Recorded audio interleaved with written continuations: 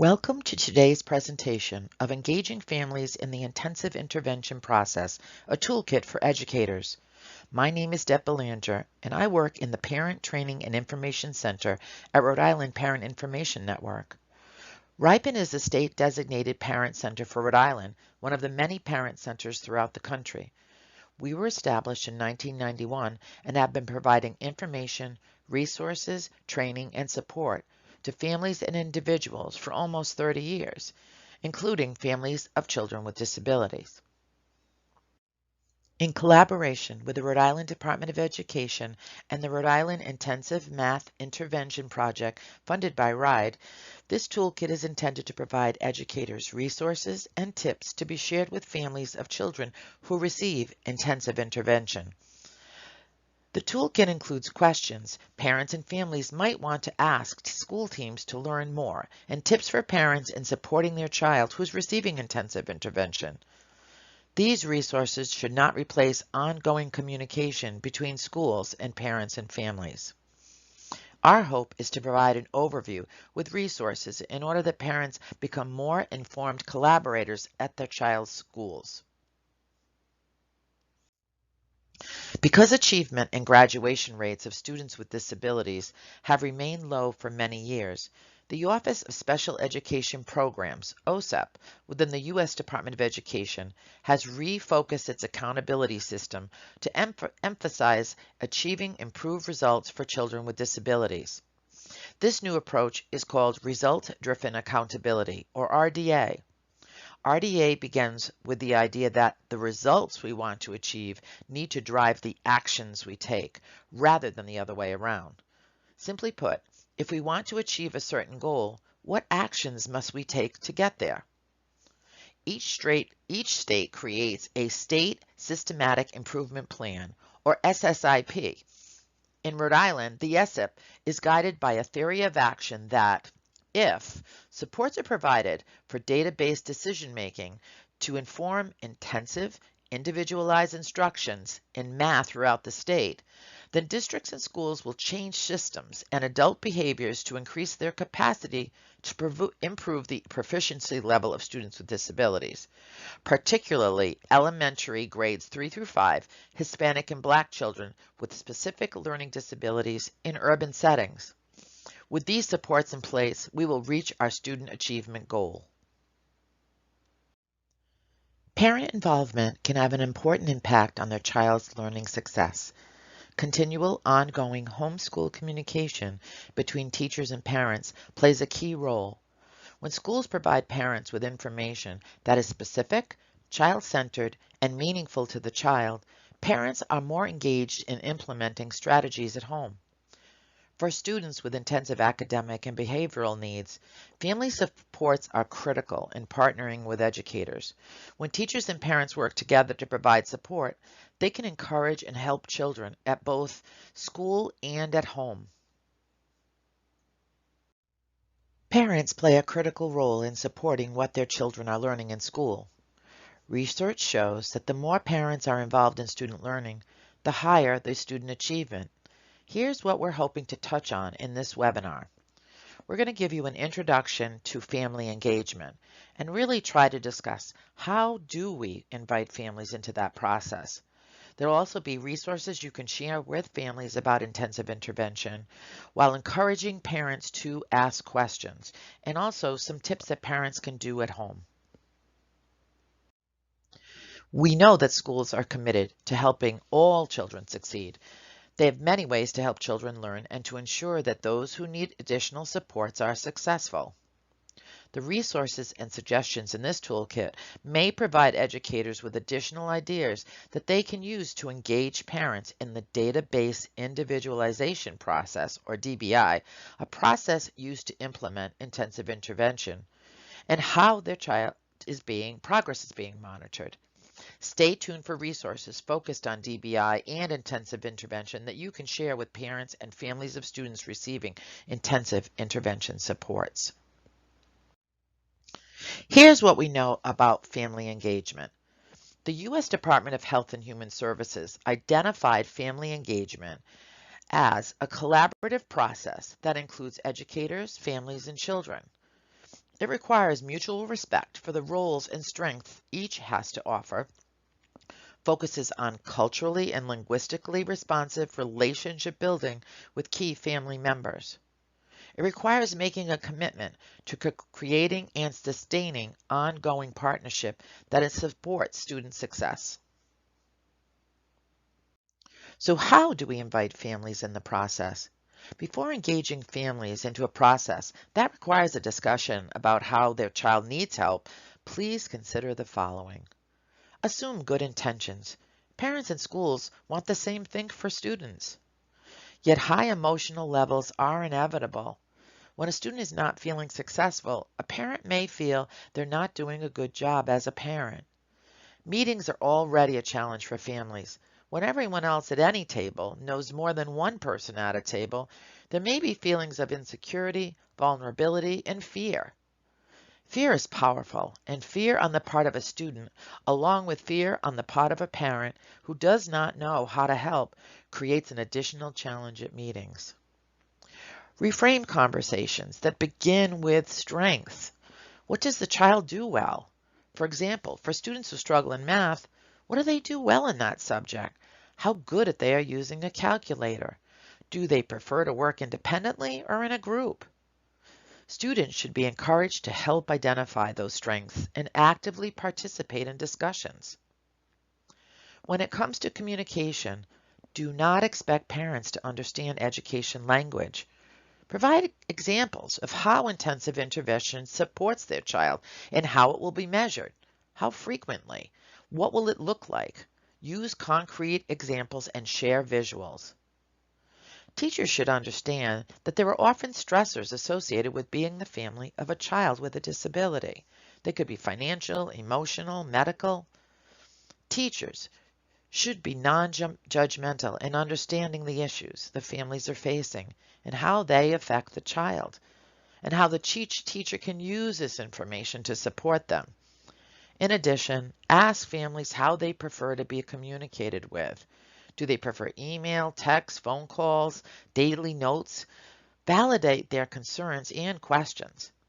When a parent asks questions, restate it back.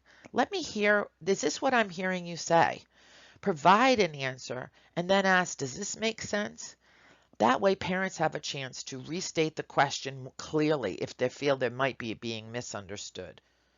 Do not talk down to families and don't reduce your expectations. Adults have different ways of understanding information, just like students. Now we are going to share the first of 3 infographics that have been created to help you in your work with families. The first handout is called Intensive Intervention, an Overview for Parents and Families. This infographic has been developed for families and provides an overview of intensive intervention, including the who, what, where, when, and how. Using this tool as a handout and as a guide to use with a parent may help a parent understand the specifics of what supports are being provided to their child in easily understandable, family-friendly language. It might be helpful to share with families prior to a meeting in order for them to prepare any questions. Schools may also want to use intensive intervention within MTSS to support any student who needs this level of support. These resources are intended to provide high-level overviews of intensive intervention and should not replace ongoing communication between schools, parents, and families. The second handout we want to share is called Intensive Intervention, Questions Parents and Families Can Ask. Like the last infographic, this one was created to help families develop their own questions to ask school teams who are providing intensive intervention. The hope is that it makes the family feel more knowledgeable and open to more discussion. We hear from families that it at times can be intimidating and challenging for parents to know exactly what kind of questions should they be asking. When parents become frustrated and at times adversarial with schools, it may be because what they see as progress or lack of is not the same as what the school sees. Families do not always understand exactly how schools determine what making progress looks like. We encourage schools to not wait for these questions to be asked and be prepared to share this information up front. This handout can be shared with families or can be used as a way for an educator to actually guide a parent in discovering what the parent might want or need. And again, it does not replace that ongoing communication. The last of our handouts has been developed to provide tips for parents in supporting their child who's receiving intensive intervention.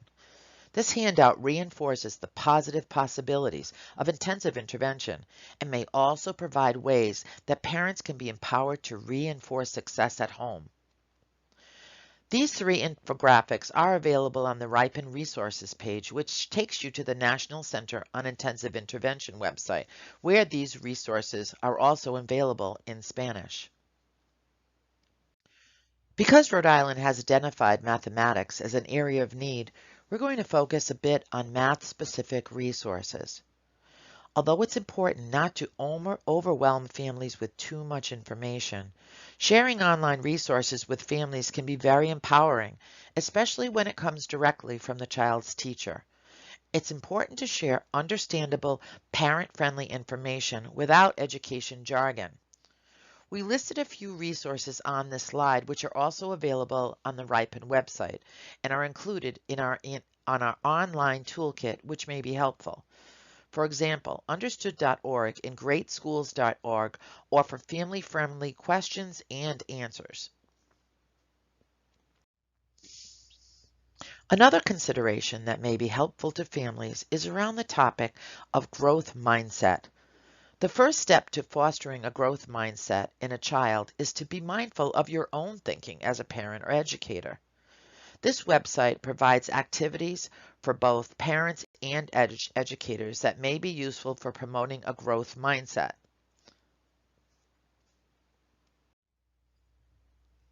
For example, parents should try to get excited when their children make mistakes because these mistakes can reveal important conceptual gaps that should be filled. When adults get excited about the learning that mistakes can facilitate, children start to think of mistakes as a natural part of the learning process. This leads to a few important changes in learning behavior. Children stop avoiding challenging work just because it could mean making more mistakes. And children become less likely to try to sweep mistakes under the rug because they stop thinking of themselves as something to be ashamed of. It is important to recognize that every parent and family member is different, with varying levels of knowledge and comfort with school. They may not consider their involvement in the school the same way that the school perceives it. This link in particular resource speaks to the idea that parents and families are critical partners in supporting students with intensive academic and behavioral needs. Here's where you can find both the Educator Toolkit and also a Parent Toolkit with resources to help with engaging families into the conversations. Go to the RIPIN website, click on at the top How to Get Help, and then click on Resources. Scroll down and you will find these two pages available. If parents still have questions, please let them know when and how they can reach you. Are there better times you can be reached? Do you prefer a call or an email? Because each family is different, please differentiate your supports to support them as much as you're able. Building trusting relationships with families is an important step in ongoing student success. When trust is limited, there can be a tendency to focus blame. With regular, planned communication, parents will feel more confident in their ability to help their child be successful. Here's more information, websites, and contact information, including the National Center on Intensive Intervention, the Rhode Island Parent Information Network, the Rhode Island Department of Education, and of course the MTSS Rhode Island website. We cannot thank you enough for the work you're doing helping families of children with intensive needs. It is invaluable to student success. Thank you for joining today's presentation. For more information about Rhode Island Parent Information Network, our resources, and the workshops we offer, please contact RIPIN's call center at 401-270-6000. 0101 or visit our website at www.ripin.org. Thank you.